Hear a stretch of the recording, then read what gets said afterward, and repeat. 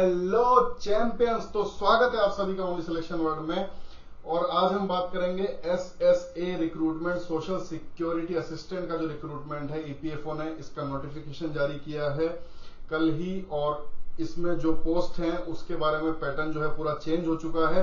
ठीक है, तो इसको आप ध्यान से देखिएगा पूरा, इसमें क्या क्या डिटेल्स है, एग्जाम पैटर्न अभी क्या है, कौन सी डेट मानी जाएगी, किस तरह का फॉर्मेट है, किसको क्या रिलैक्सेशन है, सारी बातें हम करेंगे। और लास्ट में एक सरप्राइज आपके लिए, ठीक है, तो लास्ट तक बने रहिए। बहुत ही जल्दी से हम देखते हैं इस नोटिफिकेशन को। तो देखिए इस बार कौन कराने जा रहा है इसको, नेशनल टेस्टिंग एजेंसी कराने जा रही है। ठीक है, सोशल सिक्योरिटी असिस्टेंट के लिए एडवर्टाइजमेंट है ईपीएफओ की तरफ से, एम्प्लॉइज प्रोविडेंट फंड ऑर्गेनाइजेशन। ठीक है, नेक्स्ट हम देखते हैं तो कैंडिडेट जो है वो ऑनलाइन ही सिर्फ अप्लाई कर सकते हैं।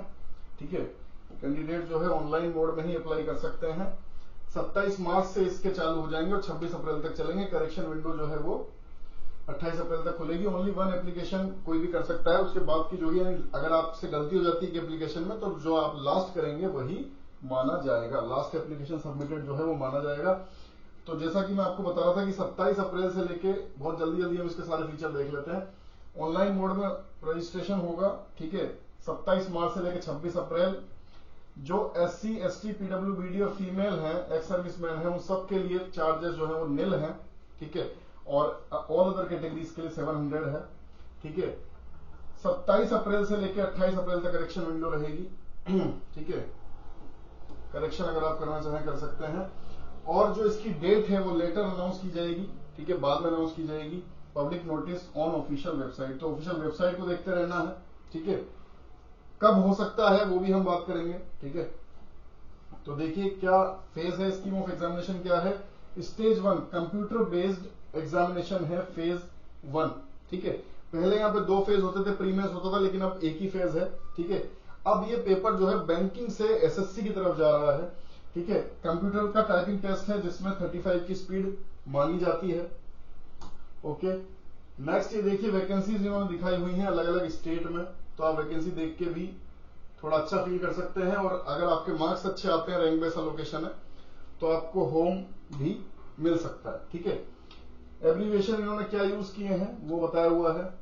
नेक्स्ट हम देखते हैं एजुकेशनल एंड अदर क्वालिफिकेशंस। देखिए एजुकेशन एंड अदर क्वालिफिकेशन में क्या है, बैचलर डिग्री पास होनी चाहिए। ठीक है, बैचलर डिग्री पास होनी चाहिए, 35 वर्ड्स पर मिनट की टाइपिंग स्पीड चाहिए।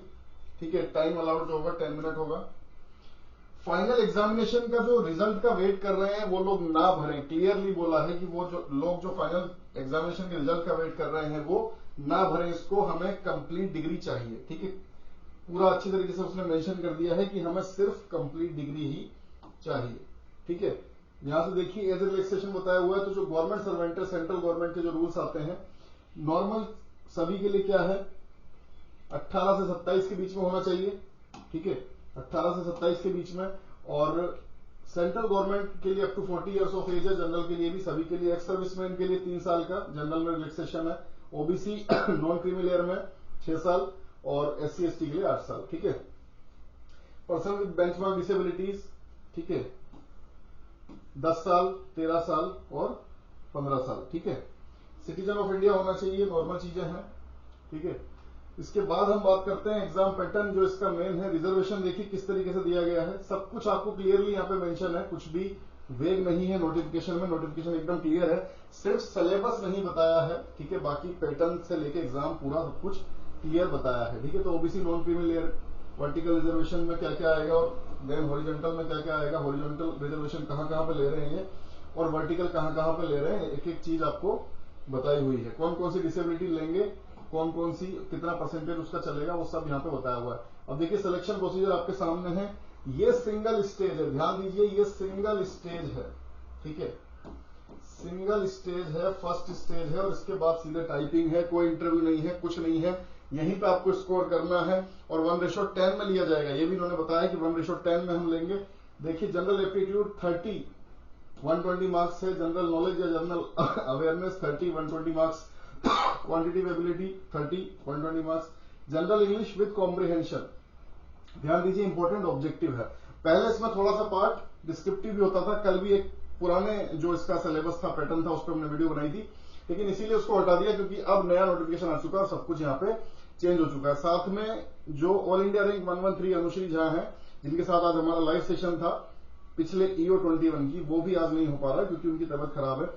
तो जो फर्स्ट कमेंट होगा उसमें टेलीग्राम चैनल का लिंक होगा, डिस्क्रिप्शन में टेलीग्राम चैनल का लिंक होगा, तो टेलीग्राम चैनल को आप जरूर ज्वाइन कर लीजिए क्योंकि वहीं पे हम ये सारी जो भी लेटेस्ट अपडेट्स हैं, चाहे ऐप से रिलेटेड ओनली सिलेक्शन वर्ड जो ऐप है उससे रिलेटेड, हमारे कोर्सेज से रिलेटेड जो कोर्सेज चल रहे हैं, ठीक है, जो भी कोर्स अवेलेबल है या जो भी मटेरियल है, फ्री टेस्ट हमारे होते हैं उसकी सारी इंफॉर्मेशन या जो भी फ्री मटेरियल है, सारी इंफॉर्मेशन जो है टेलीग्राम में ही शेयर होती है, तो टेलीग्राम को आप जरूर ज्वाइन कर लीजिए। ठीक है, देखिए यहाँ पे जनरल एप्टीट्यूड है 30 मार्क्स, उसके बाद में general knowledge 30 questions 120 marks, 30 question 120 marks, computer literacy के अलग से 10 क्वेश्चन है, ये 40 मार्क्स। ठीक है, तो रीजनिंग, मैथ्स, इंग्लिश और जनरल नॉलेज ये सारे ही आ रहे हैं। पहले बैंक की तरह प्री होता था, उसके बाद में मेंस होता था। ठीक है, कंप्यूटर लिटरेसी भी आएगी आपकी, 150 क्वेश्चन टोटल 150 600 मार्क्स का है, टाइम है 2 घंटे 30 minute, 150 question 150 minute 600 marks total है। यहाँ पे आप स्कोर कीजिए,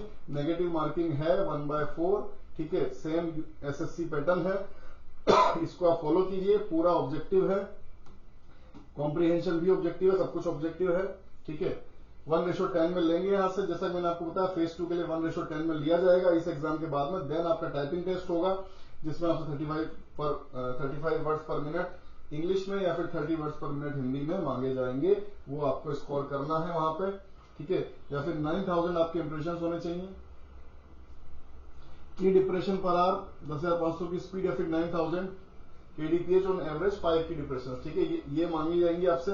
कंप्यूटर स्किल टेस्ट जो है क्वालिफाइंग है नेचर में, marks obtained will not be record for merit ranking.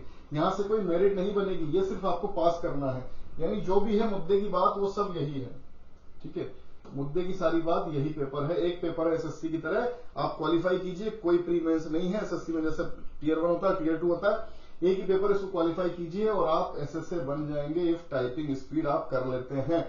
Exam कब तक होगा? एग्जाम इसकी उम्मीद है 4 से 5 महीने में हो जाने की, 4 से 5 महीने के अंदर हो जाना चाहिए। तो उसके बाद आपको फिर सीधा टाइपिंग, यानी टाइपिंग के लिए भी आपके पास टाइम है। ऐसा नहीं है कि अगर आपकी आज टाइपिंग 20 की स्पीड है, 22 की है, तो आप 33 नहीं कर सकते हैं, बिल्कुल कर सकते हैं। स्किल है, डेवलप की जा सकती है। ठीक है, इसके बाद देखिए आंसर की को अगर चैलेंज करना है तो किस तरीके से करना होगा, आपको सारी चीजें इन्होंने नोटिफिकेशन में ही क्लियर की हुई है।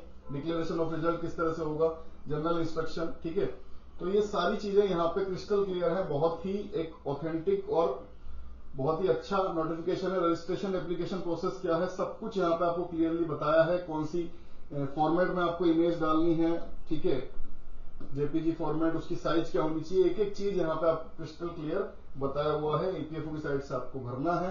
ठीक है, आपकी जो डेट आएगी वो भी EPFO की साइट पर आएगी आगे।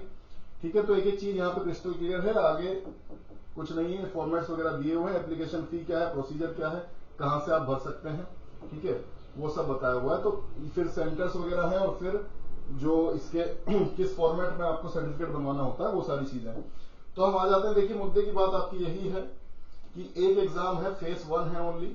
ठीक है, और फेज 1 आपको क्लियर करना है। इसको क्लियर करने के बाद में आपको एक टाइपिंग टेस्ट देना है और आप SSA बन जाते हैं। ठीक है, तो इससे रिलेटेड हमारा भी कोर्स चल रहा है जो सबसे लोएस्ट है। जितनी इसकी फीस की कॉस्ट है, ठीक है, जितनी इसकी फीस की कॉस्ट है उतनी ही हमारी उसी के आसपास हमारी कॉस्ट है पेड कोर्स की। ठीक है, तो टेलीग्राम चैनल का लिंक है, वहां से आपको सारी जानकारी मिल जाएगी। वहां से आप चले जाइए, टेलीग्राम पर ज्वाइन हो जाइए और वहां से आपको सारी नॉलेज मिल जाएगी। APFC EO के भी हमारे बैच रनिंग है, जो जिसमें काफी सारी क्लासेस हो चुकी हैं और SSA कंपेरेटिवली काफी इजी है उससे। तो मतलब मान के चलिए आपकी श्योर आप निकल जाएंगे यहाँ से। अगर टाइपिंग स्पीड आपकी है तो हम आपको SSA तक पहुंचा देंगे। ठीक है, तो चलिए, जो हम क्रांति लाने की कोशिश कर रहे हैं, जो हम अच्छे से अच्छा करने की कोशिश कर रहे हैं, उसके लिए आप लोगों का साथ चाहिए। ठीक है, जितने लोग आप जुड़ेंगे उतने ही हमारे लिए अच्छा है, आपके लिए अच्छा है। क्योंकि इतना सब अफोर्डेबल करने के बाद भी, इतना सब नीचे पोस्टिंग लाने के बाद भी जब इस तरह की चीजें आती है कि सर मेरे साथ वहां फ्रॉड हो गया, सर मेरे साथ वहां फ्रॉड हो गया,